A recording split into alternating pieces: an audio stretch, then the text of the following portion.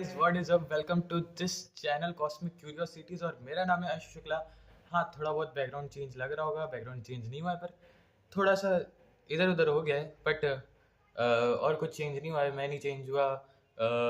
थोड़ा सा स्टाइल शायद चेंज हो जाए, बट हाँ इतना तो हो जाएगा, चल जाएगा ना। तो हाँ, पिछली वीडियो में हमने समझा था मेरे चैनल का इंट्रोडक्शन, ठीक है।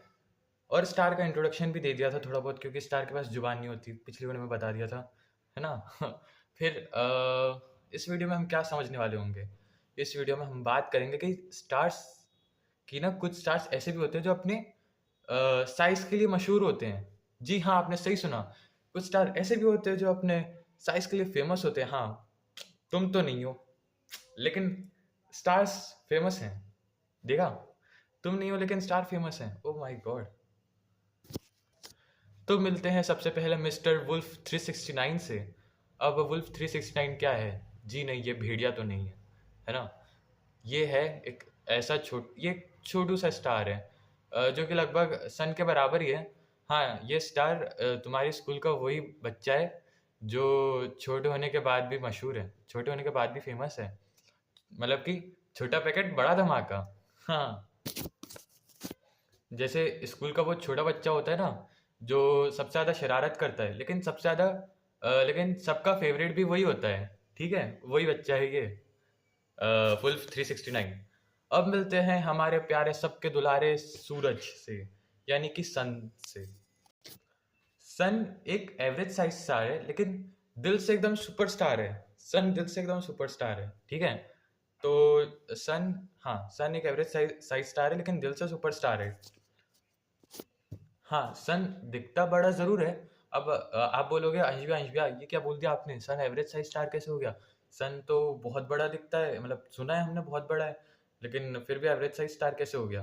अब देखो, सन दिखता बड़ा है, लेकिन जो दिखता है वो बिकता नहीं है। नहीं नहीं, मतलब जो दिखता है वो होता नहीं है, ठीक है। तो सन जो है ना, वो बड़ा है, मतलब, लेकिन बाकी के स्टार्स के मामले में छोटा है। मतलब एवरेज है, एवरेज साइज स्टार है, ठीक है। तो उसको एवरेज साइज स्टार भी कहा जा सकता है, या मीडियम साइज स्टार भी कहा जा सकता है, कुछ भी कह दो। सन बुरा नहीं मानता।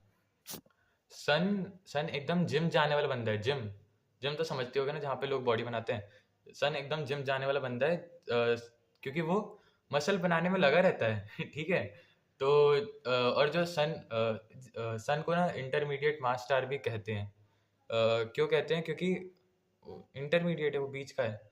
मतलब ना उसका मास ज़्यादा है ना उसका मास कम है, इंटरमीडिएट मास स्टार है वो। इसका जो लाइफ स्पेन होता है ना, मतलब कितने साल ये जी सकता है, ये जी सकता है 50 मिलियन से लेकर 20 बिलियन साल्स क्या होता है। तो हाँ, इतना इतना जी सकता है ये, मतलब अभी सन इतना फिट है कि वो चल जाएगा बहुत लंबा। अब इसके बाद आता है अपना सीरियस। सीरियस क्या है? सीरियस सन का वही जिम पार्टनर है।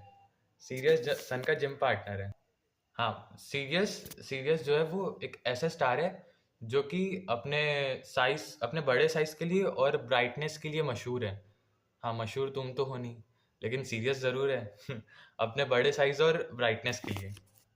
हाँ, सीरियस तुम्हारी स्कूल का वही बच्चा है जो सबको बुली करता है और प्लेग्राउंड में सबको धक्के देकर भगाता है ताकि वो किंग बन सके। समझ गए? हो सकता है वो बुली तुम भी हो। नहीं, लेकिन बुली बेटा होना मत। बुली होना बहुत गंदी गंदी बात है। समझ गए? अब देखो, अब बात आई कि साइंटिस्ट ने ना कुछ ऐसे भी स्टार डिस्कवर करे थे। साइंटिस्ट जिनके पास दिमाग है, क्योंकि उनके पास दिमाग है इसलिए वो लोग डिस्कवर करेंगे नई नई चीज़ें। ठीक है। अब उन्होंने ना कुछ ऐसे स्टार भी डिस्कवर करे थे जो कि सन से आधे होते हैं, जिनको लो मास स्टार भी कहा जाता है।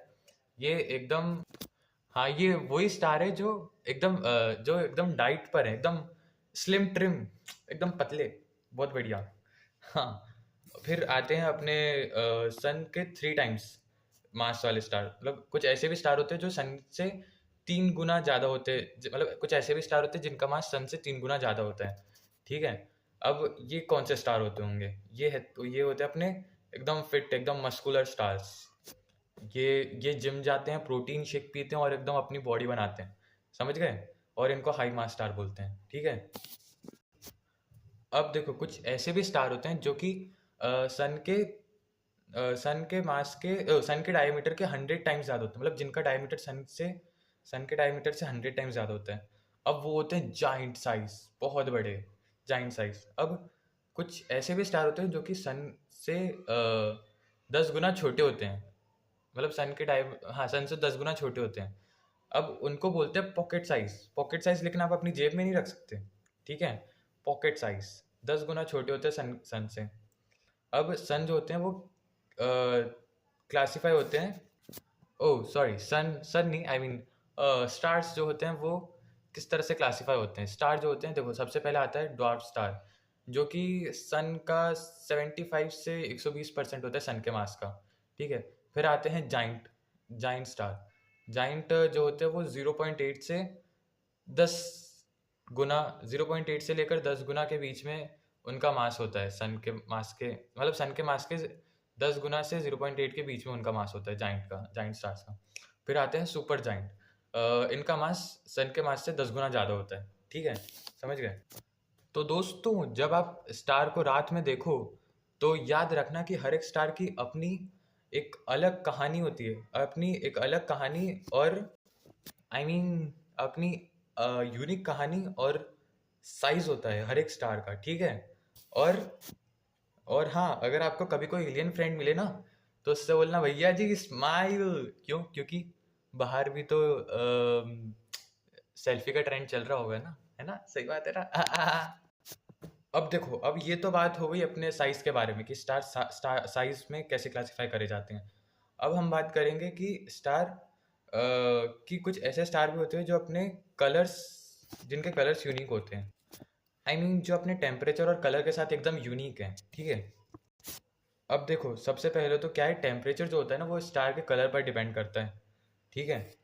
ओ सॉरी सॉरी सॉरी, थोड़ा उल्टा बोल दिया। आई मीन कलर जो होता है वो स्टार के टेम्परेचर पर डिपेंड करता है, समझे? जो कलर होता है ना वो स्टार के टेम्परेचर पे डिपेंड करता है, ठीक है? अब जो मोस्टली क्या बोलते हैं, जो मोस्टली हॉटेस्ट स्टार होते हैं ना, जो गर्म एकदम तुम्हारे दिमाग की तरह होने नहीं चाहिए, पर तुम्हारे दिमाग की तरह जो गर्म स्टार होते हैं ना, हाँ, पर वो बहुत ज़्यादा गर्म स्टार होते हैं। दिमाग तो तुम्हारा फिर भी अलग टप अलग तरह का गर्म होता है, तुम्हारे दिमाग में हमेशा गुस्सा भरा होता है। हाँ, ये टॉपिक से हटके, तो स्टार जो होते हैं, जो गर्म स्टार होते हैं ना, मोस्टली हॉटेस्ट स्टार्स, वो मोस्टली वाइट और ब्लू होते हैं, और जो कूलेस्ट स्टार होते हैं ना वो रेड होते हैं, ठीक है? आई मीन रेड, येलो या ऑरेंज होते हैं, ठीक है? मतलब कि स्टार भी अपने टेम्परेचर के हिसाब से फैशन करते हैं। समझे? स्टार्स स्टार्स अपने टेम्परेचर के हिसाब से फैशन करते हैं यार, अपन कपड़ों के हिसाब से, स्टार टेम्परेचर के हिसाब से। अब देखो इसमें ना इसमें सबसे पहले अपना रेड स्टार आता है जो कि 3000 केल्विन का होता है। ये एकदम होता है अपना चिल मोड में कि just like bro I am too cool for this. हाँ, एकदम चिल मोड में होता है, एकदम कूल कूल, ठंडा ठंडा, कूल कूल, 3000 केल्विन, ठीक है? मतलब स्टार्स की कैटेगरी में सबसे ठंडा होता है ये, ठीक है? फिर उसके बाद आता है अपना येलो स्टार, ओ ऑरेंज स्टार। ये थोड़ा ज़्यादा एनर्जेटिक होता है, इसका टेम्परेचर 4000 केल्विन होता है, ठीक है? ये स्टार बोलता है I am getting warmer but still cool. ओहो, स्टार तो बड़ा सही है यार। फिर उसके बाद आता है येलो स्टार जिसका टेम्परेचर 6000 केल्विन होता है। अब ये अपना जो सन है ना वो येलो स्टार ही होता है। ये स्टार क्या बोलता होगा? ये स्टार बोलता है I am right just like sun, I am right just like the sun. इसका टेम्परेचर 6000 केल्विन होता है, ठीक है? फिर 7000 केल्विन पर आता है, 7000 केल्विन पर आता है लाइट येलो स्टार, जो कि और एनर्जेटिक होता है, और ये बोलता है I am getting hotter watch out, मेरे को देखो मैं कितना गर्म हो रहा हूँ। I am getting hotter watch out, ये स्टार बोलता है। फिर उसके बाद आता है अपना ब्लू स्टार, अपना नहीं, गैलेक्सी का। हाँ, फिर उसके बाद आता है ब्लू स्टार जिसका टेम्परेचर 10,000 केल्विन होता है। ओ सॉरी, ब्लू स्टार नहीं, वाइट स्टार, वो हल्का फुल्का ब्लू जैसी होता है, बट वाइट स्टार जिसका टेम्परेचर 10,000 केल्विन होता है। अब ये स्टार होता है एकदम हाइपर एक्टिव और बोलता है I am the hottest in the universe.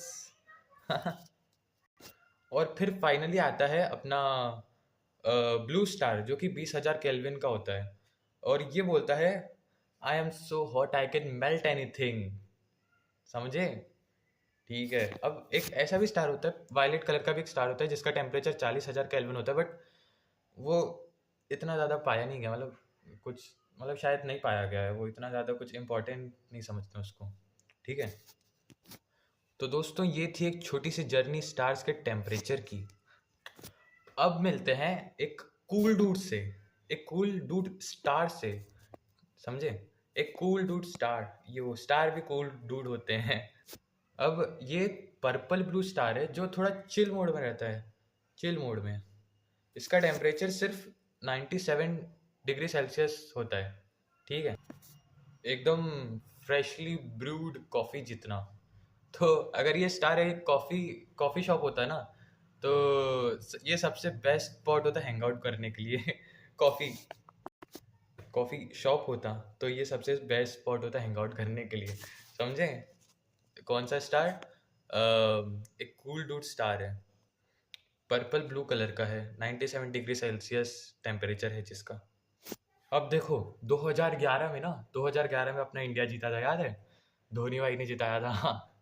2011 में ना क्या हुआ था, साइंटिस्ट ने एक ऐसा ब्राउन ड्वार्फ स्टार डिस्कवर करा था, जिसका नाम CFB-DSIR 1458-10b है।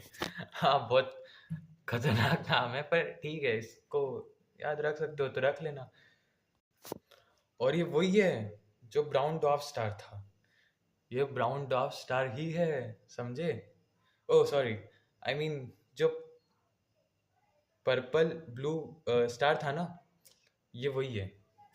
इसका टेम्परेचर भी 97 डिग्री सेल्सियस ही है, और ये सिर्फ 75 लाइट ईयर्स दूर है अपने से। और ये इतना कूल है कि इसे देखकर आपको लगेगा कि ये कॉस्मिक फ्रीज है, ये यूनिवर्स का फ्रीज है। समझे? इसमें इसके अंदर कोल्ड ड्रिंक सब कुछ रख देते हैं। इतना कूल है ये।